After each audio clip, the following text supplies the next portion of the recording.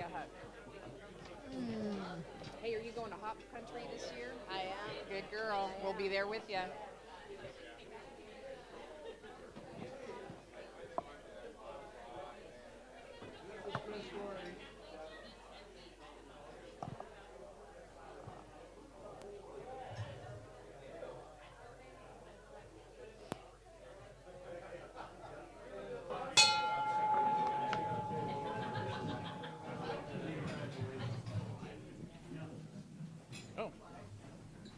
Welcome to Yakima Southwest Rotary, the most prosperous club in the world. All right, I got Steve Altick for invocation.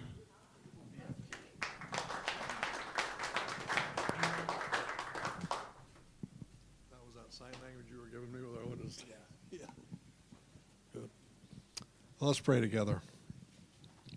Heavenly Father, we just want to start by saying thank you for a new day. Thank you for this club. Thank you for each person that's here today. And Lord, we would just pray that we can make a difference in the community, give us direction, and bless our efforts.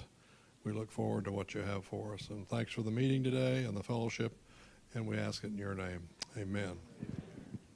I pledge allegiance to the flag of the United States of America and to the republic for which it stands, one nation under God, indivisible, with liberty and justice for all.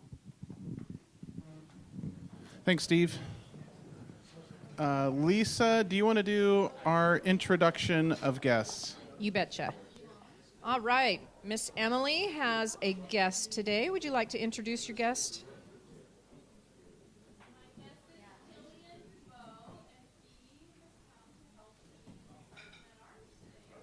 Woohoo! Welcome, Killian. And Miss Susan, you've got a guest today.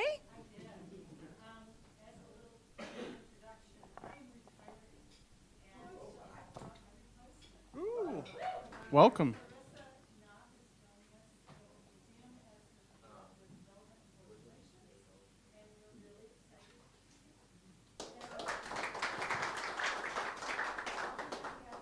Thanks, Susan.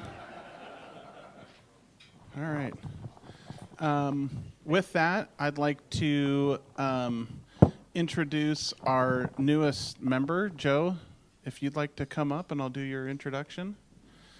So, Joe Menard was born and raised in the Yakima Valley. He attended St. Paul's Catholic School where he graduated from Davis High School in 1994. After graduating, he worked in the Seattle area for 6 years doing sheet metal work, then to California for 5 years, and then back to Yakima. He moved back to the area for a couple of reasons. He knew his father was close to retiring and missed the 4 seasons as well that this valley offers. He enjoys snow sports, water sports, hiking, and fishing. He took over the family business, Metal Benders, Inc., in 2012. Growing up in a family business and shadowing his father over the years, he knew he wanted to take over someday. When taking it over, he changed the name to MBI Construction Services and has been slowly expanding capabilities, technology, and their service area as well. Running the family business to him is exciting and more of an adventure than a job. MBI specializes in metal fabrication, HVAC, and electrical in the Pacific Northwest. Giving back to his community, giving back to our local community is very important to him, and Rotary is another avenue for him to do that. Joe also has a son, Joseph, Jonah, and Elijah. So with that, I'd please like you to give a warm Rotary welcome to our newest Southwest Rotarian, Joseph Menard.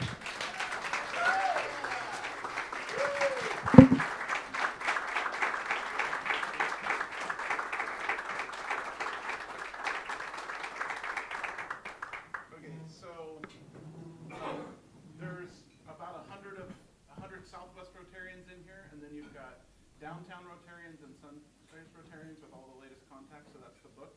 You can also get online and get that information. Here's a new member kit, but we'll be following up with you as well. And then for your next meeting, we'll have your badge for you. Perfect. Welcome. Thank you so much. Yeah.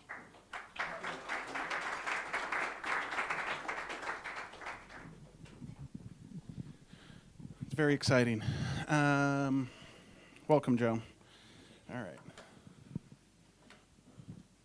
I was, Joe and I are longtime friends as well, and friends with Dusty Dore and acquaintances with him, and was at our Rotary auction. You could see that was the picture from when he visited our Rotary auction, and he said what we were doing in the community and around the gift giving with the Yakima school districts just was the thing that kind of tipped him over the edge to want to join our club. So it's just the great things that we're doing. So with that, I got some other club announcements. So last Tuesday, we had some Southwest Rotarian superstars that didn't attend our meeting, but were serving pizza and tossing Caesar salads and giving out ice cold waters to the folks at Camp Hope. So I want to thank Stephanie Kinney. Thank you. I want to thank Raquel Akala. She was bringing Bob Harrison, was actually hoping to come to the meeting, but when she learned of the need, she actually took Bob to serve at Camp Hope, so I thought that was great. And then Mark Hummel, thank you very much, Mark, where are you? And then, not pictured, but taking pictures, and maybe he's in the back there, but Scott Sharp, a newer member of the club, went down and picked up the pizzas, and then delivered everything so that this team could deliver. And I think they served out 26 pizza boxes from Tony's Big Cheese.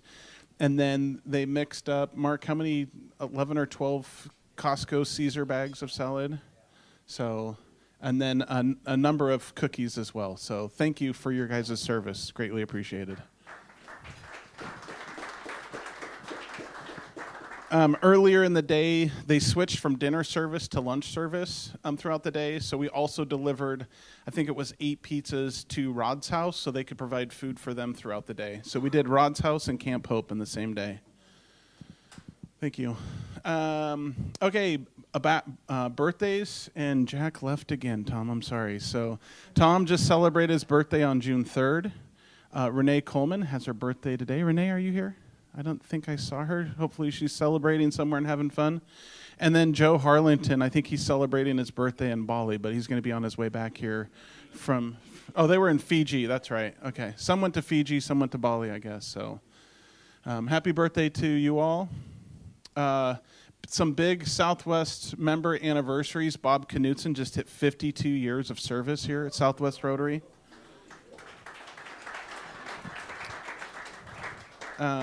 Jim Davis, 38 years. Jim, I see you're in the room. Thank you for 38 years of service.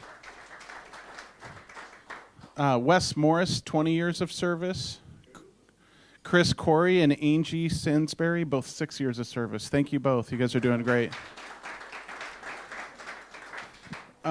Wes has not been able to make many club meetings this year, but he has been doing a tremendous lift with the Rotary Marketplace and trying to provide as much information to John Ball that's kind of taken on the general contractor down there. But Wes is working with him diligently quite a bit on that project as well. So, all right. So with that, I'd like to make an announcement for the Dick Johnson's Memorial Blood Drive. You can use the QR code. This is in the bulletin that gets emailed out. You can get signed up for that. 9 a.m. to 1:30. So hopefully we can get some Southwest Rotarians signed up for that. We also, other club announcements. Angie, I'll make the announcement. So the Community Service Committee is meeting right after this meeting. It's going to be, I think, a great meeting, a great opportunity to talk through some grant proposals and dollars to other organizations in the community. So that's to follow directly after this meeting.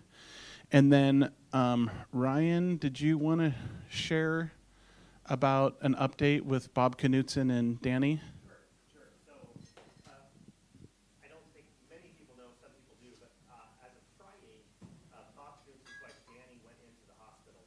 She's had what they're calling a series of brain strokes. What is it? Brain stem stroke for sure. They're doing tons of testing. She is at Memorial. If you've met Bob, you know this is not the right time to just inundate him. He's trying to keep stuff together, and he's working on keeping the family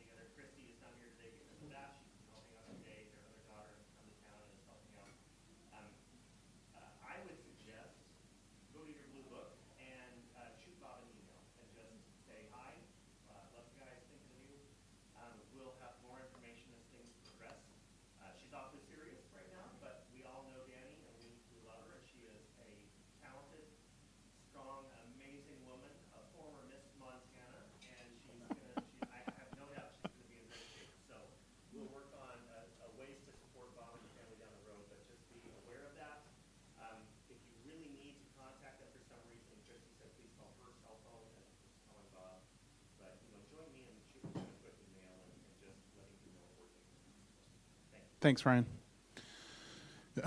Okay, so with that, also just quick announcement. Jonathan is going to be doing a presentation on his year in a review. We're kind of sneaking him in ahead of our speaker. So I kind of forewarned Emily Jameson on Sergeant of Arms might be a little bit short-lived and quick. So hopefully we can get a couple of Killian jokes in and call it a day. But with that, Jonathan, if you'd like to come up.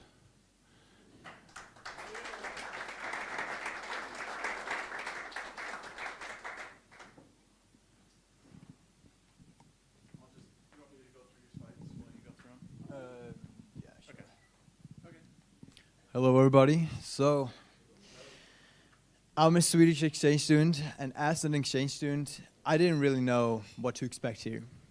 But I knew one thing that I wanted to do in America, and that was to play a lot of sports, which I did.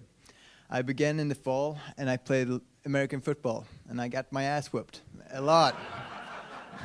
It hurt, but it was fun. And then when winter came, I started to try some basketball, which has been my passion for a long time back at home, which was a lot of fun as well. And in the end, I also tried tennis, which was a big surprise to me because that's nothing I have ever done back at home. And it was a sport that I ended up liking the most. But other than just doing sports, I got to watch a lot of sports as well. Professional sports. I watched the Yankees game, I watched the Seahawks Krakens game, and Seattle Krakens, right? And the Seahawks football game. So we have a lot of ice hockey back at home, but baseball and football is something totally new to me, so it was great to experience. And other than just sports, the places I've seen here is just something else. My third host family now, they took me to both California and Palm Springs in California and to New York. And that is just something mind-blowing to me. It was something I never thought I would experience, and I'm so grateful that I did. Derek here also was kind enough to take me down to Idaho to ski there, which was amazing. The mountains there is so clear. It was a beautiful day, and yeah, I also got to go to Mount Rainier. Just all these amazing places. And but the thing I like the most about being here is definitely the friends I made. To the right, there we have my current host brother here. I am in very good contact with him. We have a lot of fun. He also played tennis with me, and we have just done everything together. And I'm so grateful to meet him. And also, this is a picture from Tolo, one of our dances. And these friends are something that I'm gonna bring with me my whole life. I'm planning on coming back to meet them or just kidnapping them back to Sweden. We'll see. Something will happen. I will meet them again. And something else I love here with America is your dances. Like, we don't have nothing like that back in Sweden. We don't have no school spirit. We don't have no school sports. We don't have no school dances. And that's the main reason why I wanted to go here and to America. And here, that's homecoming, Tolo, and prom. Very bad pictures now, I noticed, but I'm grateful for being able to do those dances as well. But I have all of this to thank to you guys. Without you, I would not be here. And I think I'm inspired. I love that you are doing this. You're helping kids like me to see other places, which in the end also helps with world understanding and maybe in the end world peace as well. And I'm hoping you are planning on doing this for years and years to come, so that other kids, the younger kids, also have the opportunity to do these experiences that I have done. So thank you, Rotary. Does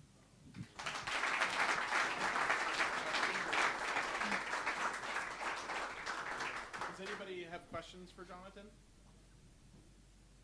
Not a question, but just I've noticed that all your friends are a bunch of girls. Yes.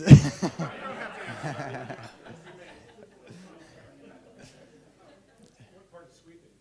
Stockholm, so the capital of Sweden. So Yakima, Stockholm is a big difference.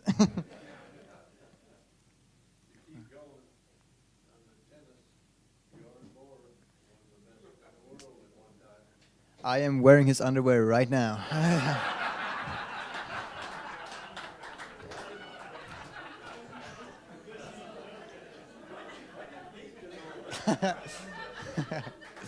He's a big hero. Awesome. All right. Thank you, Jonathan.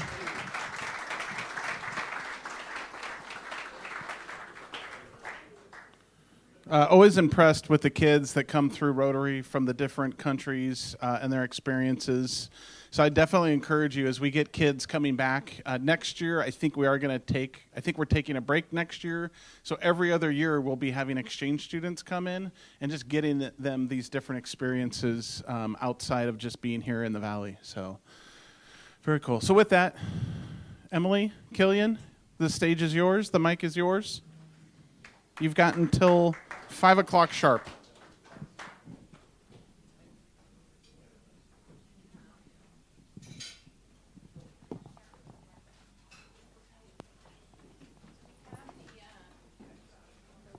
Okay. Taylor's going to select a number. We have $387. $387. And I'm going to let Angie pick. Angie, what's our numbers? Last three. 884. Was that Liberty? It's Liberty. Look at you, Liberty. All right. I don't know. Coming at you. George, will you hold that for me? Well, you don't get a key, but you're holding both So now temporarily. she has to pick the queen of hearts from all of these cards. If she wins. 6 of spades. Oh. Thank you, George. But there's your consolation prize. You get your money back. All right. The games go on. Okay. Now we have Happy Bucks. Who has Happy Bucks? Martin, you're first. All right, well, I have 20 happy bucks. Probably to make up for the time that I missed from the meeting. Just came back from Melbourne, Australia, the International Rotary Convention, and the Club Health Seminar there, and my wife also flew. So very appreciative of that. I'm going to have my name get listed of people who rave about Okay. Shameless plugs. Gib. So I don't have any, I'm going camping this weekend. That's not my saying. So first of all, I want to say I love to play music in places where kids can go. And so coming up next Wednesday, we're going to be doing Wind Down Wednesday at Will Ridge Winery. So come out. It's going to be a really great time. It's going to be our trio. So come out. What time? What time? Wednesday. We're taking notes. What time? We're going to be there from, it's going to be like 5:30 to 8:30. Yeah. Thank you. There's that too. Kids get to go. Okay. Anne?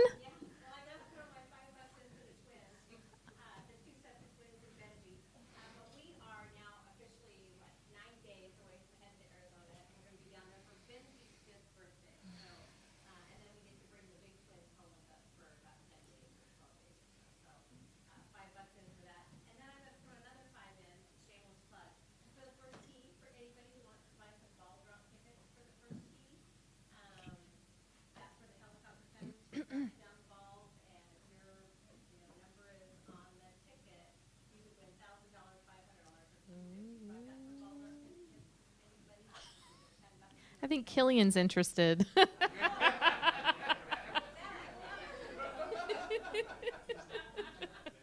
Okay. All right. Did I miss anybody? Oh, yes, Susan.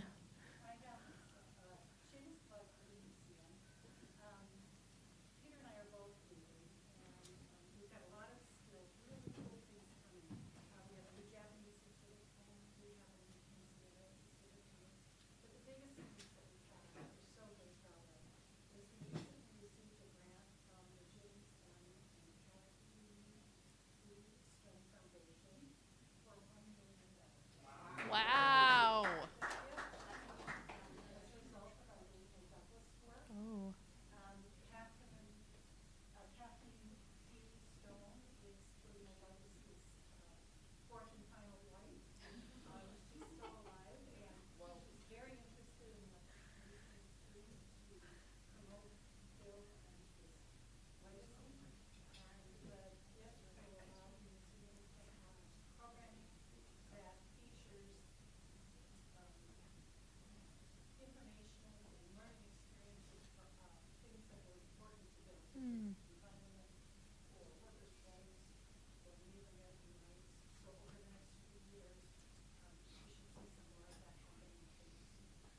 That is cool.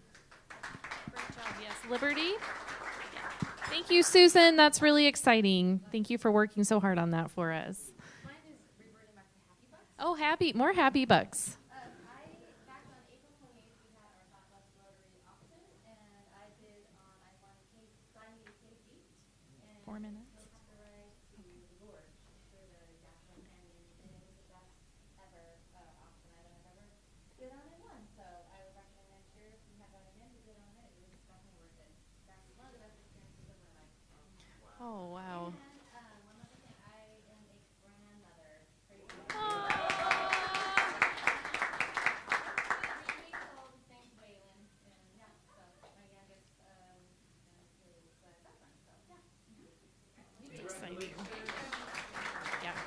Okay. Are you guys ready? Because we are ready to entertain you here with a few jokes. So, ready? I'm going to hold the microphone for you, okay? Number one. What do trees drink? What do trees drink? Who got that? Who said that? Hank, say the answer. The answer is Root beer. Bill Foster for the win. Okay. Okay, go on to your next one. What is a skeleton called that doesn't work? Chris, he got it. So what is a skeleton called that doesn't work? Lazy bones. Okay, go for another one.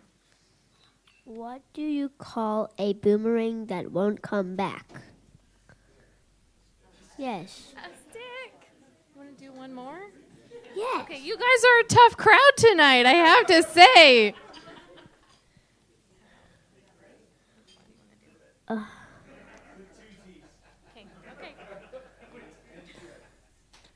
You can do both of them. Okay,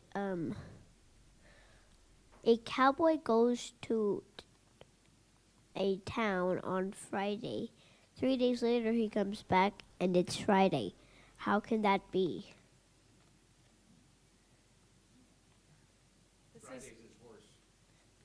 Yes. Is he right? Yes. Okay. Do you want to do for the last one? Do you want to do that one? Okay. We have. Oh, we already did that one. You can do either one of those. All right. Why couldn't the pony sing a lullaby? Why couldn't the pony sing a lullaby? Chris, do not answer. Okay. Anyone else? Okay, give the answer. She was a little horse. Okay, in the dad joke genre today, let's give it up for Killian DeBow. And everybody, please pay $2. Thank you. Thank you, Killian. Great job, Killian. Thank you. Thank you, Emily. With that, I'll have Tom will come up and introduce our speaker. Thank you, President Dirk. So it's my pleasure to welcome to Southwest Rotary Cissy Reyes. She is the sister of Rosenda Strong, a Umatilla tribal citizen and mother of 4 who disappeared October 2nd, 2018 after getting a ride to Legends Casino just a few miles from her sister's home. Her remains were found in an abandoned freezer outside the city on July 4th, 2019. Since 2018, Cissy Strong Reyes has been at the forefront of the state and national missing, murdered, and Indigenous women peoples movement, relentlessly advocating for recognition and answers in the disappearance and homicide of her sister. Cissy was born and raised in Wapato and is a member of the Confederated Tribes of the Umatilla Indian Reservation. She currently attends her HEP program, HEP program at Heritage University, and lives with her family in Toppenish. Cissy has been featured in the Yakima Herald, Seattle Times, and People magazine to bring broad attention to Rosenda's story and other Native people who've gone missing on reservations. So would you please give a warm Southwest Rotary welcome to Cissy Reyes.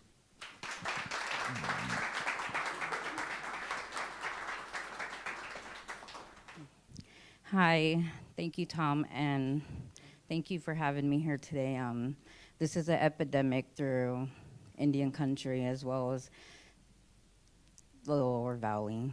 My sister was Rosenda, and she was also my best friend. In the beginning, I have difficulties reporting her missing with law enforcement. And it's very triggering to me because they didn't want to take the report because of her background. And when I was trying to report her missing, I got her criminal history, which I already knew. So that's why I started fighting for her and for others, because they're still people, they're still loved. And it was just really heartbreaking to experience that in the beginning, and the roller coaster of emotions that I never thought I would experience as a person. She leaves behind 4 children, 2 girls and 2 boys, as well as me. We have an older brother. She was I like to remember her as just being my sister and that she was loved. But I started doing this because nobody was going to do it. The police department, the tribal police weren't going to help me. So that first week when I reported her missing in October, I took the streets of Toppenish and Wapato. I made posters with her picture on it, asking where my sister was. I went on social media. I didn't get any answers. It was very heartbreaking when I go back to 2018, but I'm going to fast forward to July 4th of the following year. I was at work, and I just happened to catch on the news, breaking news actually, they found human remains inside a freezer. And I'm going to tell you that those were the rumors that were going around when my sister went missing. That's what I needed to look for. And no family should be told that's what you need to look for your loved one, because it pretty much shattered my whole family. And I don't ever want another family, Indigenous or non-Indigenous, to experience what I had to experience, because it was something I don't even wish on the ones that did this to her. It was around 4:20 p.m. that following year on July 4th, I just happened to catch that they found human remains, and I knew it was her. So when I called the FBI agent that was on her case, she was actually at a conference in Michigan, and all she could tell me was, I'm on my way back. We just booked a flight, so I knew it was her. During those months, that's pretty much all I did. Is I started being very vocal about where my sister was, and then when she was found, why did this happen? Why did they have to do what they did to her? Today, I still don't know if she was clothed. I still don't know if she had shoes on.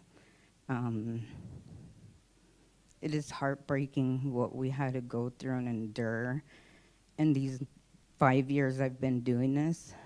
But it's a reality that we face on the reservations, as well as right now we have 40 missing people. And I want to change that by having law enforcement search for them, because my sister wasn't searched for. She wasn't looked for.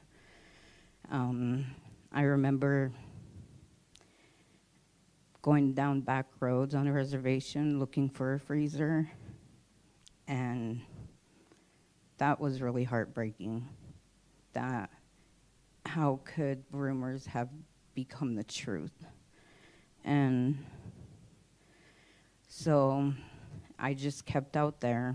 I joined marches throughout the Northwest. I traveled to Fort Hall, Idaho, the Lummi Reservation, Seattle area, did numerous events in my community just to bring light to the epidemic that was going on and how it hit my home. And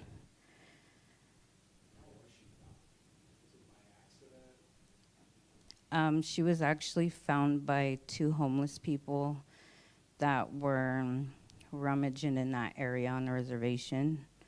And they actually saw who dumped it, so that's still under investigation. But that's how she was found. And it's not something that, you know, I speak about this a lot, and she's always going to be that Indigenous woman that was found on the side of milepost 64 going towards Toppenish inside a freezer. So I try to humanize her by telling everyone and who I speak to that she was my best friend, was my only sister. She was a mother. She was a friend, a relative. And I just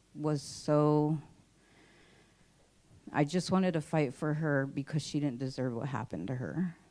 And I don't wish this pain on anybody.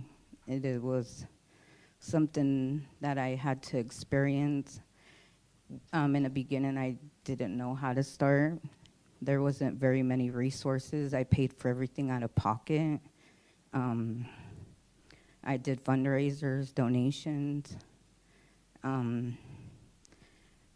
But now that we have the MMIW task force with Bob Ferguson and the cold case unit coming, I hope for other families to find their loved one, because I didn't have any of those resources when I was doing it.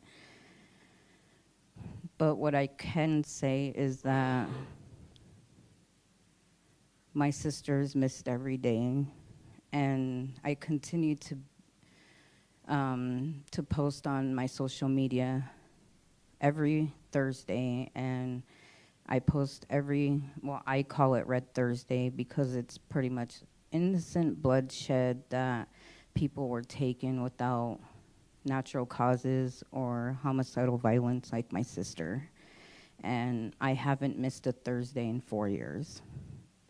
I share flyers of other Indigenous women and men that have gone missing on other reservations. And it is a widely epidemic that needs to have action. And so I'm hoping to be, I guess that's why I do this. I'm part of an organization. It's Missing and Murdered Indigenous Women and People, and we put families first. My cousin Roxanne White has helped me amplify my voice to be her voice, because in the beginning I wouldn't even have been able to talk in front of anybody. But I had to do it because it would have meant, like she told me, it will mean so much more coming from me, since I knew who she was. She was my sister, and so I started speaking up about it. And when I do events around the Yakima, I do them more in the lower valley, like Toppenish or Wapato, and it's open to the public, because I feel that the public, our community, needs to know about this epidemic that's actually going on. It's heartbreaking, and the numbers now on the Yakima Reservation, there's 40 people missing, and they're not being looked for.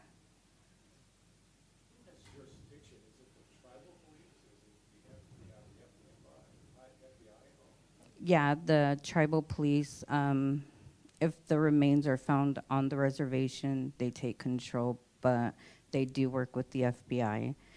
And the reason why my sister got so much, I wasn't going to stop. So I was asking questions. I was hanging flyers. If they got tore down, I would hang them back up. We ran into roadblocks, the checkerboard of this is the reservation, this is state, or, you know, we can't go on this property. We dealt with a lot of it. And to be honest, I just don't think the reservation wanted this attention because of it is an epidemic and through here, and I didn't care what they told me. They told me not to do this, not to do that. Why are you doing this? Aren't you scared of retaliation? For what? I didn't do anything. All I want is my sister back. All I wanted to know is where she was. So that's why I kept fighting and posting on social media, as well as Tammy Ayer from the Yakima Herald is a big help. I have my hands down to her because if it wasn't for her coming and doing the first story and continuing and then establishing the vanish through the Yakima Herald, I don't think my sister would have the publicity she has today. And yes? No, it's okay. MMIW, it's Missing and Murdered Indigenous Women. And there's some that are different. Some do MMIP, that includes everybody for missing and murdered Indigenous people. Mine was more focused on the women at the time, so because we do have an alarming rate of missing women right now, as well as men. But since it was my sister, I decided to go with the MMIW and then just kind of help. I have helped other families along the way to amplify their voices as well for their loved ones. I share my space when I do events. I did one in February. I just got done doing one in Seattle. Oh, there was about 700 people that marched the streets in Seattle last month, holding up their loved ones' pictures. It's real, and yeah. Mm-hmm.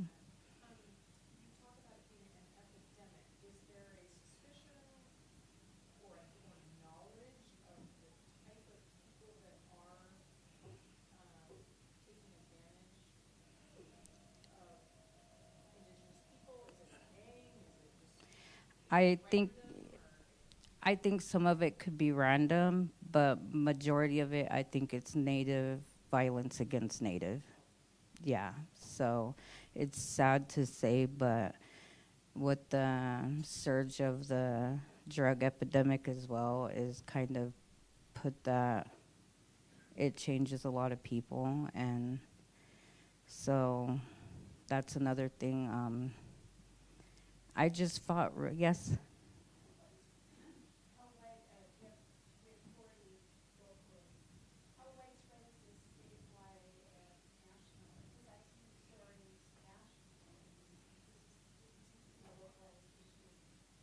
Yeah, it is national.